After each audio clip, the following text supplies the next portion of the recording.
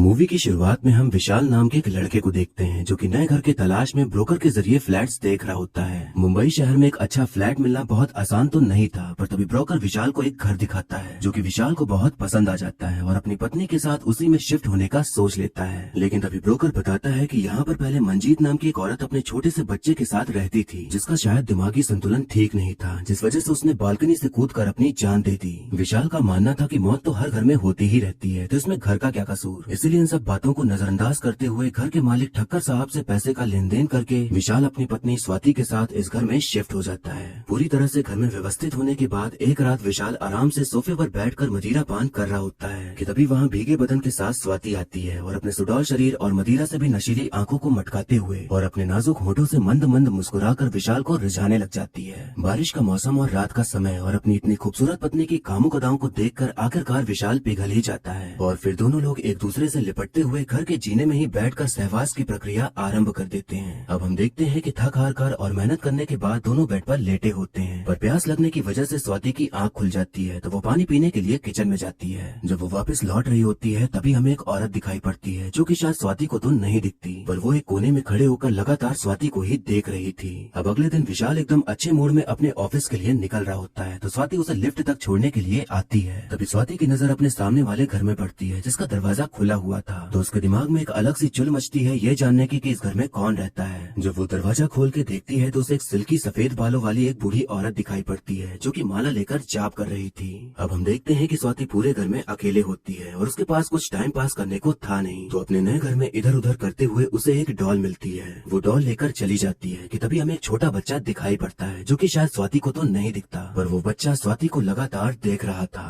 अब हम देखते हैं कि स्वाति सब्जी तरकारी लेकर घर आती है और घर का फोन बज रहा था, इसीलिए जल्दी जल्दी में दरवाजा बंद करना भूल जाती है। तो वहाँ की सोसाइटी का वॉचमैन सीधा घर में ही घुसा चला आता है, जिसे देखकर स्वाति डर जाती है। वॉचमैन का मुंह देखने पर ही पता लग रहा था जैसे कि उसके इरादे कुछ ठीक ना हो और वो बस बिजली का बिल देने के बहाने घर में घुस आया था। स्वाति ये बात विशाल को बताती है तो विशाल वॉचमैन को फटकार लगाने के लिए जाता है, पर उसे वो कहीं भी दिखाई नहीं पड़ता। उनके घर में एक नौकरानी काम करती थी जो कि पहले भी इस घर में काम करने आया करती थी, जो कि दिमागी रूप से थोड़ा सा अलग ही होती है, यानी कि बेमतलब में ही हंसती रहती थी। विशाल वॉचमैन की शिकायत करने घर के ओनर ठक्कर के पास जाता है तो वहाँ ये बात खुलती है कि जब मंजीत की मौत हुई थी तो वॉचमैन गवाह बन गया था, तो तब से वो यही है। जब मंजीत की बात खुलती है तो स्वाति को काफी आश्चर्य होता है क्योंकि विशाल ने उस घर में हुए हादसे के बारे में स्वाति को बताया ही नहीं था। अब इस बात से स्वाति और विशाल में बहसबाजी शुरू हो जाती है, पर विशाल कैसे भी करके स्वाति को उस घर में ही रहने के लिए मना लेता है। अब एक रात अचानक से स्वाति की नींद खुल जाती है और फिर उसे नींद नहीं आ रही होती तो वो टीवी देखने के लिए चली जाती है। जब वो चैनल चेंज कर रही होती है तभी सामने लगे शीशे में उसे वही औरत दिखाई पड़ती है, जिसे देखकर उसकी सुस्ती तुरंत निकल जाती है और एकदम फुर्ती से पलट कर देखती है तो उसे कोई नहीं दिखाई पड़ता।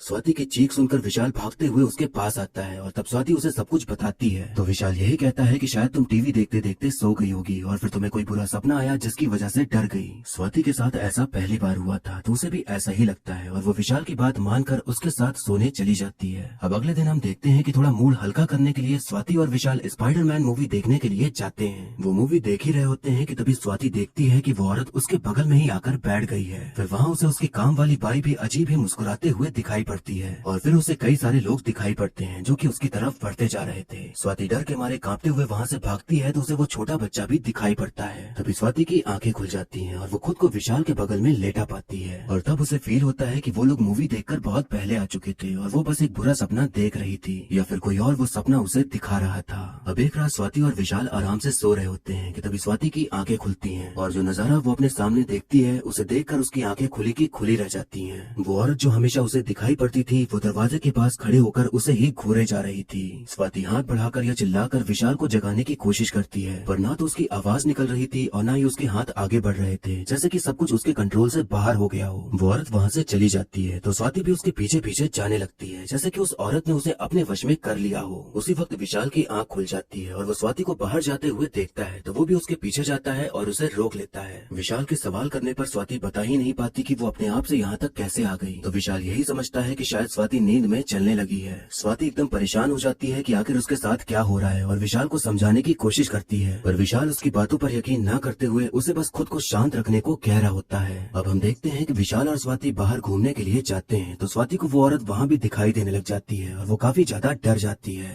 विशाल स्वाति को लेकर एक डॉक्टर के पास जाता है तो वो बताते हैं कि शायद मंजीत की मौत के बारे में जानकर स्वाति काफी डिस्टर्ब हो गई है, इसीलिए उसे ऐसे विजन्स आते हैं, लेकिन दवाइयों से सब ठीक हो जाएगा। अब एक दिन विशाल ऑफिस से घर आता है तो देखता है कि घर का दरवाजा खुला हुआ है और स्वाति घर पे नहीं है। विशाल इधर उधर ढूंढने लगता है तो स्वाति सामने वाले घर में दिखाई पड़ती है, जो कि अलग ही दुनिया में खोई उसी बूढ़ी औरत को घूरे जा रही थी। विशाल उसे होश में लाकर घर ले आता है और इस वक्त स्वाति एकदम घबराई हुई होती है, क्योंकि उसे कुछ भी समझ नहीं आ रहा था कि वो अपने आप वहाँ कैसे पहुँच गई। और ठीक उसी तरह विशाल के भी मन में कई सवाल चलने लग जाते हैं कि स्वाति का बर्ताव अचानक इतना बदल कैसे गया है। पर हमेशा की तरह विशाल उसे समझा बुझा देता है और सोने के लिए कह देता है। हम देखते हैं कि अब विशाल हाथ में मदिरा लिए और साथ में धूम्रपान करते हुए उन सभी बातों को सोच रहा होता है कि तभी पीछे से स्वाति घर से बाहर निकल जाती है। विशाल जब दरवाजा खुला पाता है तो समझ जाता है कि स्वाति फिर कहीं निकल गई है, तो वो उसे ढूंढने जाता है तो देखता है कि स्वाति वापस आ रही है और वो विशाल को अनदेखा करके अपने बेड पर वापस से सो जाती है, जैसे कि वो अपने वश में ही ना हो। विशाल सोचता है कि आखिर ये गई कहाँ थी, तो वो घर से नीचे आता है और तब वहाँ का नजारा देखकर उसकी हालत एकदम पतली हो जाती है। जो वॉचमैन स्वाति पर नजरें गड़ाए रहता था, उसकी मुंडी किसी ने आगे से पीछे मोड़ दी थी, जिसके कारण उसकी मौत हो चुकी थी, जिसे देखकर विशाल समझ जाता है कि ये स्वाति नहीं किया है। अब अगले दिन तहकीकात के लिए वहाँ पुलिस आ जाती है और सीनियर ऑफिसर लियाकत को भी समझ नहीं आ रहा होता कि आखिर किसने उसकी मुंडी ऐसे मोड़ के उसे मार डाला, क्योंकि ये कोई आसान काम तो नहीं था।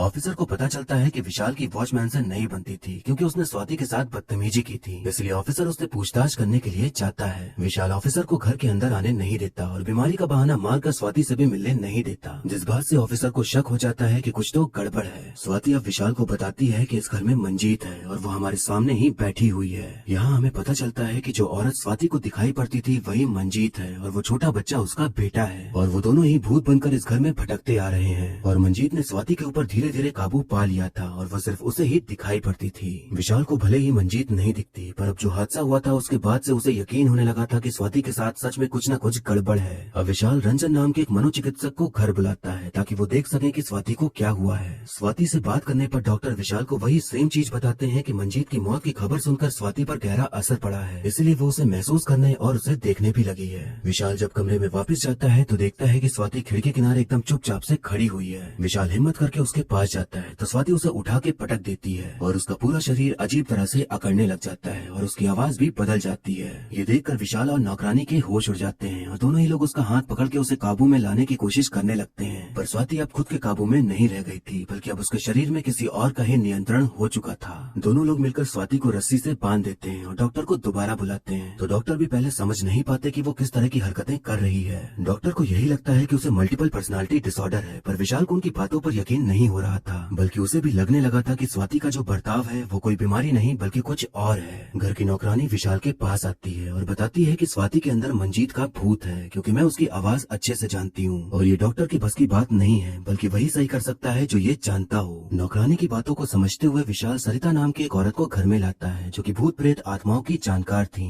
घर में कदम रखते ही सरिता को एहसास होने लग जाता है कि घर में उनके अलावा और भी कई अदृश्य शक्तियाँ मौजूद हैं। फिर उसके बाद सरिता स्वाति से मिलती है, लेकिन हमें नहीं दिखाया जाता कि उनके बीच क्या वार्तालाप हुई। तभी वहाँ पर डॉक्टर आ जाते हैं और सरिता को देखकर समझ जाते हैं कि विशाल को अब विज्ञान पर भरोसा नहीं रहा, बल्कि उसे भी भूत प्रेत का चक्कर लगने लगा है, जिस बात से उनमें थोड़ी बहसबाजी हो जाती है और डॉक्टर वहाँ से चले जाते हैं। सरिता विशाल से मंजीत की माँ को घर लाने के लिए कहती है, तो विशाल मंजीत की माँ का पता करके उन्हें घर ले आता है और जब स्वाति के अंदर मौजूद मंजीत अपनी माँ को देखती है तो वो काफी शांत हो जाती है। वही पुलिस ऑफिसर लगातार विशाल के घर आते जाते लोगों पर नजर रखे हुए था, क्योंकि उसे यकीन होने लगा था कि हो ना हो सभी चीजों के तार वहीं से जुड़े हुए हैं। सरिता विशाल को बताती है कि तुम्हें अपने मकान मालिक ठक्कर के बेटे संजय को यहाँ लाना होगा। विशाल बहाने से संजय को बुलाने में कामयाब हो जाता है और उसे स्वाति के सामने ले जाकर खड़ा कर देता है। और अब यहाँ ये राज खुलता है कि आखिर मंजीत के साथ हुआ क्या था और वो क्यों स्वाति के शरीर में घुसी हुई है। संजय मकान मालिक का बेटा था और उसकी गंदी नजर मंजीत पर ही टिकी रहती थी, पर वो उसे मिली नहीं, इसलिए एक दिन वो घर में घुस गया और मंजीत के साथ जबरदस्ती करने लगा। मंजीत खुद को छुड़ाने के चक्कर में बालकनी से नीचे गिर गई और उसकी मौत हो गई। संजय फिर वॉचमैन का सहारा लेता है ताकि वो सब कुछ सेटल कर दे, और तब वॉचमैन मंजीत के छोटे से बच्चे को भी बालकनी से फेंक देता है और ये कहानी बना देता है कि मंजीत दिमागी रूप से कमजोर थी, इसलिए उसने आत्महत्या कर ली। यही वजह थी कि मंजीत की आत्मा को शांति नहीं मिली थी और वो अब तक घर में ही भटक रही थी, और स्वाति के आने के बाद उसका सहारा लेकर उसने वॉचमैन को मार डाला।